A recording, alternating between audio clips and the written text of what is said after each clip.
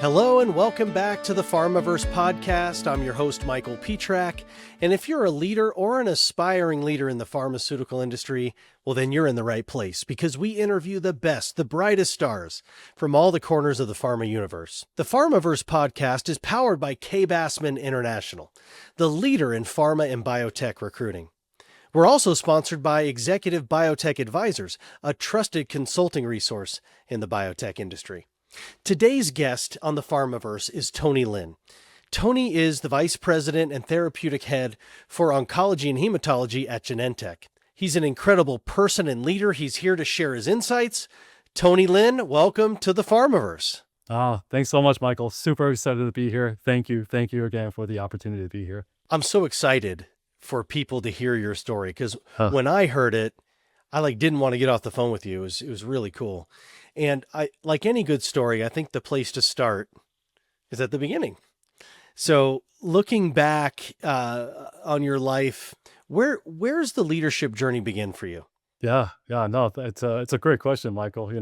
I would say that it started really quite early for me, but not in a traditional way. I'm not about to tell you a story about how I naturally found myself leading the school kids on the playground or find myself leading the soccer team, but it really came from a basic observation of my father and watching him go through his career.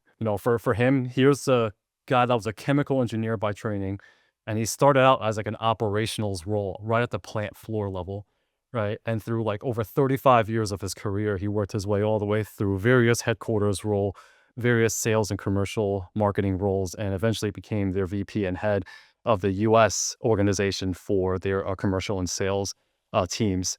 Starts off in Taiwan as a chemical engineer and then becomes the U.S. lead for, you said marketing? Marketing and sales. Wow. Yeah. Okay, keep going. Sorry, that was a key piece. No, absolutely. Yeah, and what really struck me there is his perseverance, his resilience, right, through this whole entire thing. But also in watching how he progressed, he's literally walked in the shoes of so many people in different roles that he now leads, and he truly understands the business inside and out. And so in observing that, I saw qualities that most certainly, I think, laid the foundation for my own leadership journey. Most certainly, I highly, highly value and have completely inherited his incredible work ethic, that persistence, that resilience, that's got to be there. Even through tough times, I've seen him, plenty of times get passed up for promotions that most certainly, I think he thought he deserved. Most certainly I was advocating for as him being my father, but he stuck through it. But also I'm watching his enterprise mindset to deliver from no matter what seat he held, and his ability to genuinely understand the impact of the decisions that he's making on his people because of the fact that he's been in their shoes. He knows what their job's like, and so he can always make the best decision for the business and his people. And those are foundational pieces that I think I carry with, and I hold myself to as I think about myself as a leader. Amazing. Yeah, I'll tell you, there are times where leaders are leading people that are doing functions that the leader themselves has never done. Yeah. And there's always a disconnect there because there's a difference between theory and practice. Oh, absolutely. Have you seen that in your career? Absolutely. And it's one of the things that I sometimes, it's a mantra I have to myself. I think there's a very fine line between having a vision and helping establishing setting high expectations and having a clear vision, but telling your team, here are the business and the components that we're going to shift in order to get there, versus coming in with what I think is a wish list, right? A person coming in with just a very high expectations and maybe an outstanding vision, but no idea on the impact of the people in terms of what he or she is asking. And that is very disruptive to organization. And, I think typically that's not a very successful way to go. Mm-hmm. But, of course, that's my bias in having, modeled myself after what I saw with my father. Well, I'll tell you, you're not wrong, because that's when I get the phone call as the recruiter. It's like when that sort of thing is happening. But talking more about your dad, I know he led by example, and you emulate his example, and your hardworking nature is one of the defining characteristics of everybody I know that talks about you, is always how hard you work. But is there anything that he told you, like a leadership lesson that he taught you? Yeah, I'll give you two. I mean, one of them is what I observe. One of them is through conversation. And it's funny because if he's watching this, he or listening to this, he wouldn't recognize what I'm about to say because I'm literally translating it in my head. These conversations I had with him occurred in Mandarin, but essentially my takeaway from the conversation is what it essentially amounts to is you have to lead from the front. Yeah. Right. We talked a lot about work ethic. We talk a lot about persistence and resilience, but simply working hard as hell behind the scenes, right, is not enough for your management nor your teams to see you are an effective leader, right? You have to actively make an impact from the front. You have to influence what needs to be changed. You have to be visibly involved in the really tough challenges. And that includes having some of those tough conversations, whether it's with your own team members or it's with your own management team in order to have the impact that you want. And one of the things I come to realize through these conversations is what he was trying to show me is this fact that you will be remembered and judged by the actions that you take, but also the actions that you don't. Mm. And that to me speaks to the power of inaction. And that to me is a really powerful lesson. And the other one really is watching him and having his experience, his ability to always take an enterprise mindset. He was always able to connect, like, okay, from my seat, where am I having the impact for the business? And where are the biggest challenges I can solve for? And his leadership was able to see that in him. And that's what makes really good leaders as they continue to go through the ranks in their careers. Those are such valuable insights. Going back to your dad's decision to move from Taiwan to the U.S., do you remember when that decision Yeah. was being made? Like, how was that impacting you at the time? Was that scary? Oh yeah. Yeah, absolutely. Absolutely. I mean, you're talking about having to adapt to a whole new culture, not being able to speak the language. Um, and personally for me, I was heavily impacted by it because of the fact that part of the reason for the move was due to my health. It wasn't just for his own career. It was actually during that time in Taiwan, we lived in a part that was relatively polluted. Obviously the Taiwan has undergone massive changes and has become I think really much more advanced than where it used to be. And also the air has become a lot more cleaner, but, I was an asthmatic kid. I would have all sorts of attack from environmental Wow. triggers, and they were trying to also find a better place where, yes, he can continue with his career and continue to provide for his family, but also for my Wow. health. So I saw the length that they were willing to go out for my benefit. I couldn't imagine I have a 10, because you were 10 around this time, right? Yeah, I always get it wrong because I want to I can't remember the exact year. I want to say I was 8 to 10. Right, that's a fair Well, I estimate. have an 8-year-old and a 10-year-old. And we were talking about potentially moving across town to another area, and Uh, their minds were blown. Like, they'd have to change schools and friends and whatever. I couldn't imagine moving across a giant ocean. I mean, and the impact that would have on yeah. someone, especially if you were feeling like a little bit had to do with you. Yeah. When you arrived in the U.S., what was it like immersing yourself into school, learning the language and all that? It was tough. I mean, it affected my confidence, and it affected my confidence for a while because you always felt like you were a bit of an outsider. Um, you had challenge like I had challenges adapting to the culture despite how hard I tried to learn. And kids are Yeah. kids, right? You can get picked on in these situations. They're not very understanding of someone trying to learn the language, and they'll take advantage of that. So it was a very tough transition for me. How did it, like, I would think if I were in that situation, I would be walking around with a little bit of a chip on my shoulder, trying to prove myself every which way. Did you have any of that going on? Oh yeah, oh yeah, absolutely, yeah. And anywhere else that I could excel, Mm. yeah, I try to. And honestly, I think as I think about the conversation we're having today, it's something I carry to this day, right? I mean, I carry that chip on my shoulder in a good way, in a productive way, but I still often find myself, questioning, oh, like, why am I feeling like this? And a lot of it does tie to that transition and how tough it was.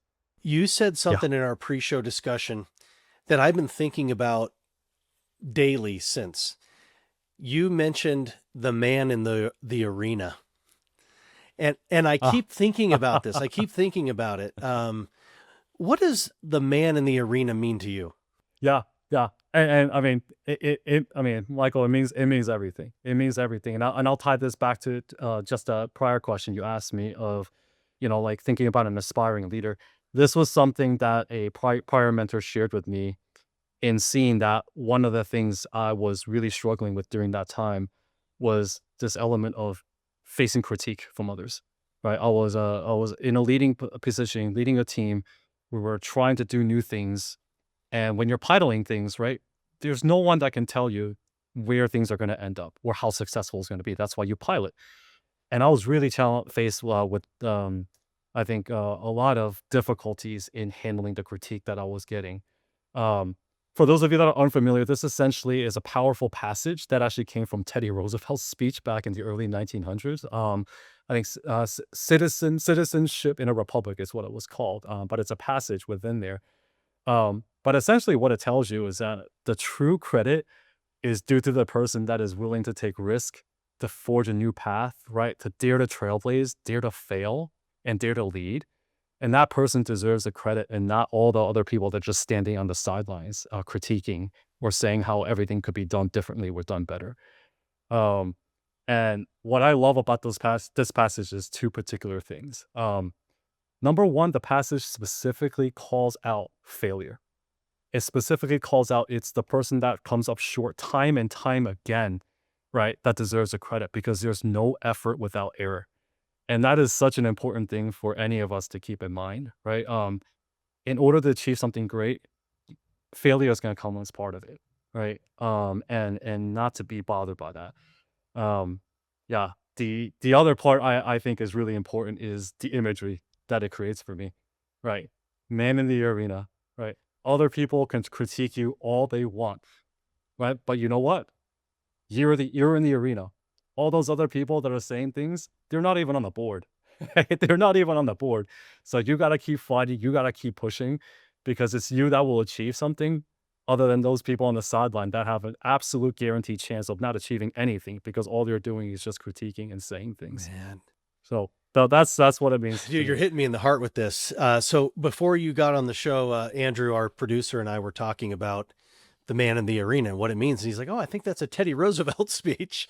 And he was like, LeBron James really loves the man in the arena speech.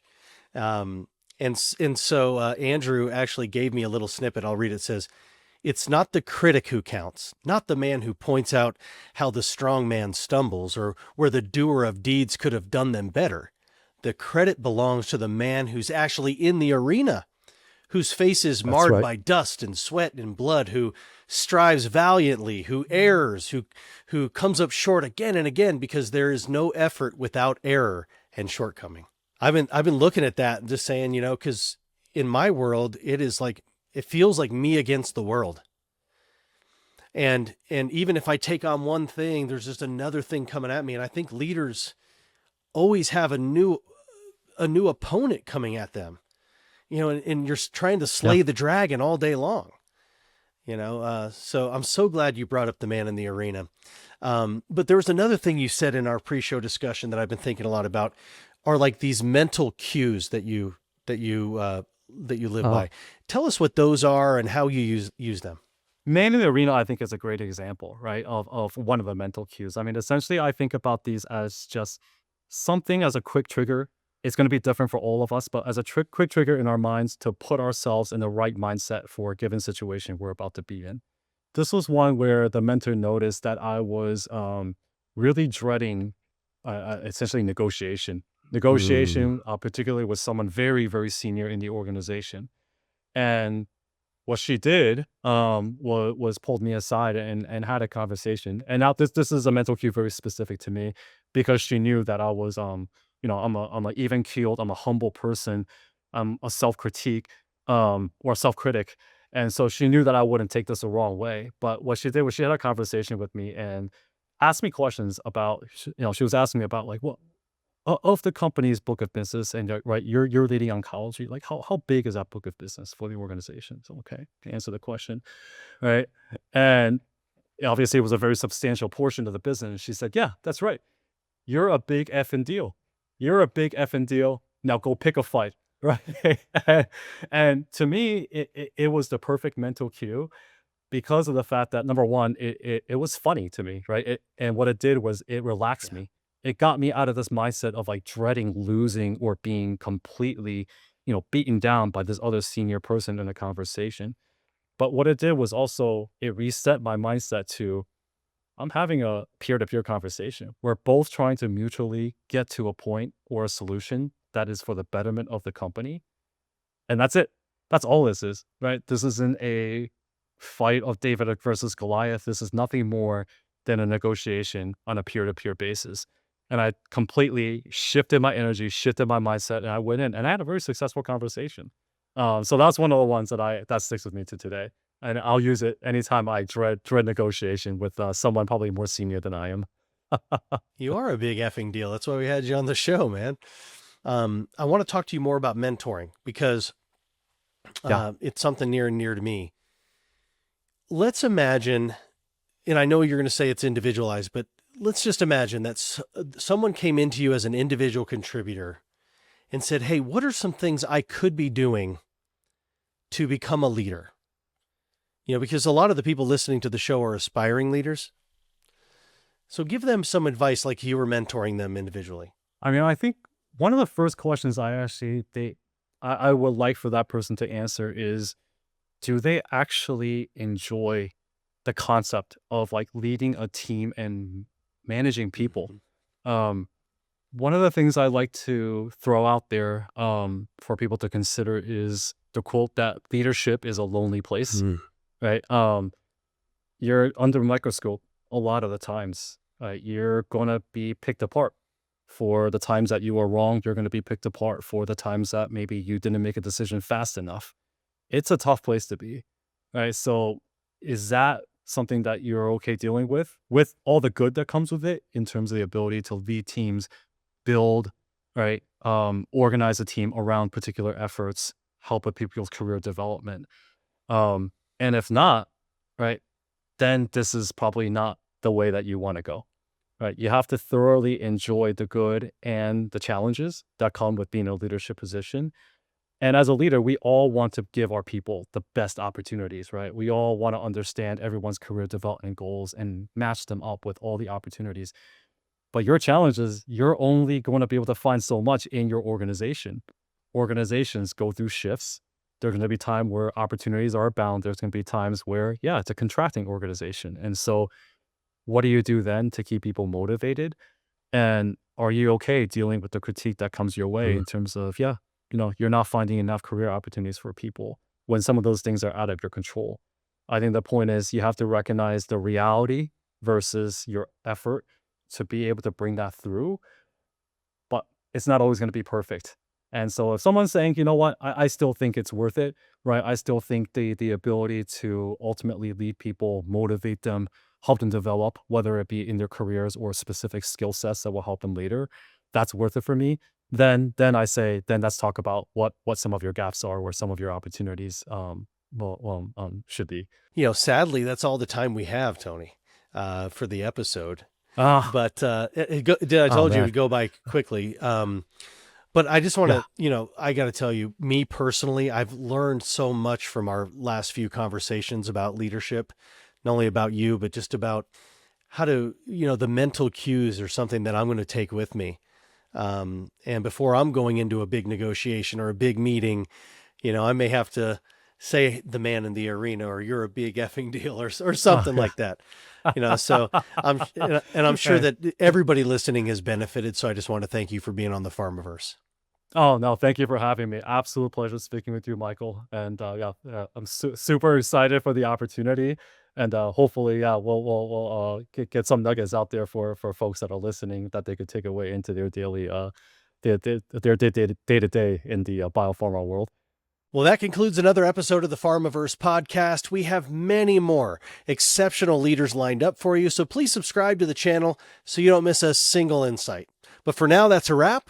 See you next time on the Pharmaverse.